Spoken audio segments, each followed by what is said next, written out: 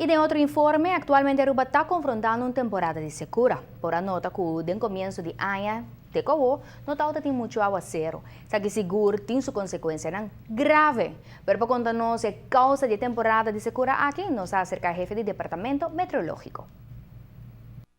Mirando condiciones climatológico e proyección ta que Aruba lo permanece en temporada de secura un poco más. A água pode cair, sempre que a água não vai cair, pero se cai, e não está cai, basta para nós sair for de secura por lo pronto.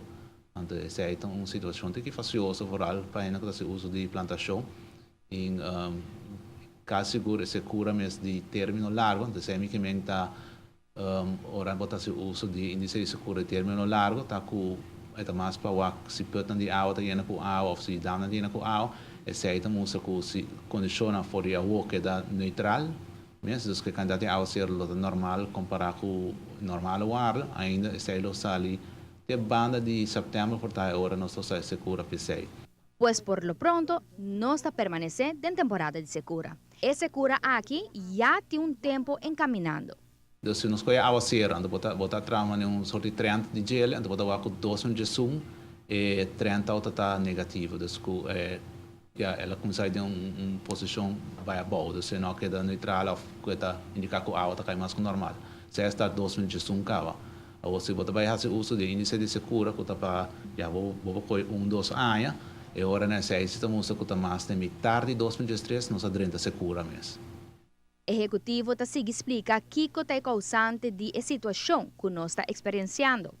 Condições de Atlântico mesmo não está favorável de uma alceira para Aruba, pero em termino largo, botar que já não está também uma sorte de El Niño neutral, pero condição atmosférica está tem mais tendência de El Niño, então e nada a outra vai mostrar, se você seguir 2024 mesmo mostra agora que se não está dentro de El Niño mesmo em condição atmosférica ela queda favorável para El Niño. Então, El Niño normalmente está causa que a Aruba tem menos água.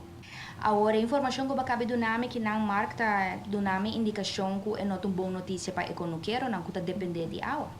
Está facioso, porque se você usa de água zero, está fácil, mas se a água não quer cooperar, agora é complicado para não, e foral, o índice de secura mesmo mostrando que nós estamos secura, então que eventualmente dá, não começa a secar também, então se não tem outra maneira artificialmente para correr água, e se que me acha que se você tem um pouco de água mesmo, porque a água vira uma braca, não usa para mata tampouco, mas se você não tem um sistema, então vira facioso. Normalmente você tem que nós está dentro da temporada de água zero de setembro. Pero já não mencionar se secura lo sigue, antes por a temporada de água zero não está de canta macamba tampouco.